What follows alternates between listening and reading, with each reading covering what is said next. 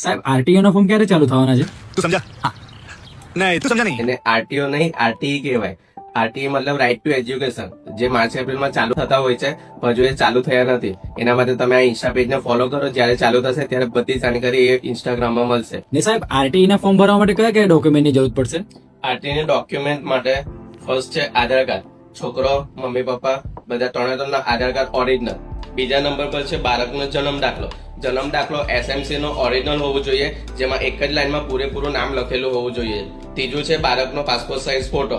ચોથું છે મામલતદારનો આવકનો દાખલો. આવકનો દાખલો 1/4/2023 પછીનો હોવો જોઈએ, જેની આવક મર્યાદા છે 6 લાખ. 6 લાખની અંદર કોઈ પણ આવક હશે ચાલશે. 6 લાખ થી વધારે હશે તો આવકનો દાખલો ચાલશે નહીં. તમે જે સ્થિતિમાં બાળકનું એડમિશન લેવા માંગો છો એ જ સ્થિતિના મામલતદારનો આવકનો દાખલો હોવો જોઈએ. પાંચમો છે રહેઠાણનો પુરાવો. રહેઠાણના પુરાવામાં પિતાનો આધાર કાર્ડ જ જોઈશે. જો ભાડેથી રહેતા હોય તો આધાર કાર્ડમાં એ ભાડાના ઘરવાળો એડ્રેસ એડ કરાવી લે. છઠ્ઠું છે બેંકની પાસબુક. બેંકની પાસબુક મમ્મી પપ્પા કાં તો બાળકની પણ ચાલશે. જો શક્ય હોય તો બાળકની જ બેંકની પાસબુક મૂકવી. સાતમો છે જાતિનો દાખલો.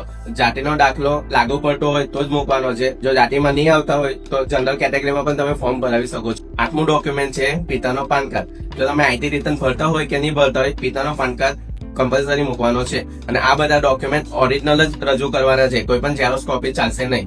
જો તમારા બાળકની જન્મ તારીખ 2/6/2019 થી 1/6/2020 ની વચ્ચે આવતા હોય તો જ આ વર્ષે તમારે ત્યાં ફોર્મ ભરાશે, નહીં તો આવતા વર્ષે. આરટીઈમાં બાળકનો નંબર જલ્દી લાગે એના માટેના સ્પેશિયલ ટિપ્સ. તો ફર્સ્ટ છે વન ગર્લ ચાઇલ્ડ સર્ટિફિકેટ. જેમના ઘરમાં એક જ દીકરી છે, મતલબ એમના ભાઈ બહેન કોઈ નથી, તેમને એસએમસી માં જઈને જન્મ મરણના ડિપાર્ટમેન્ટમાંથી બાળકનું વન ગર્લ ચાઇલ્ડ સર્ટિફિકેટ બનાવવાનો છે.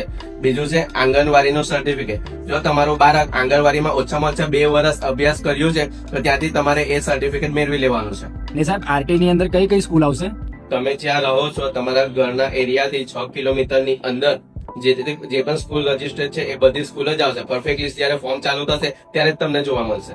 ઘણા બધા વાલીઓને ચિંતા હોય છે કે રાશન કાર્ડમાં નામ બરાબર નથી, બાળકનું નામ નથી, તો એ અંગે ચિંતા કરવાની કોઈ પણ જરૂર નથી, કેમ કે રાશન કાર્ડ કમ્પલસરી નથી. બીજું કે ફોર્મ ચાલુ થાય એટલે ઘણા બધા ટેન્શનમાં આવે છે કે ફોર્મ ચાલુ થઈ ગયું છે, પણ એવું નથી કે પહેલા જ ભરો, પહેલે ભરો કે છેલ્લે ભરો, પણ ફોર્મ બરાબર ભરવું જરૂરી છે. એટલે ફોર્મ બને તો શાંતિથી ભરો. મારો છોકરો નર્સરીમાં ભણે છે તો શું એ ફોર્મ ભરી શકશે? कौन है ये लोग? कहाँ से आते हैं? અરે ભાઈ, અત્યારે છોકરાને રમવા કૂદવાની ઉંમર છે. એક કામ કરો, એને લગ્નની તૈયારી પણ કરી નાખો. તમે આખા ગુજરાતમાં ગમે ત્યાંથી ફોર્મ ભરાવો, પણ ફોર્મ તમે પોતે જે પણ ફોર્મ ભરે છે એની બાજુમાં બેસીને બરાબર ફોર્મને ધ્યાન આપીને 2 વાર જોઈને ભરાવો. મહેરબાની કરીને નવ શીખ્યાઓ પાસે ફોર્મ ભરાવવું નહીં, કેમ કે ફોર્મમાં જો ભૂલ પડશે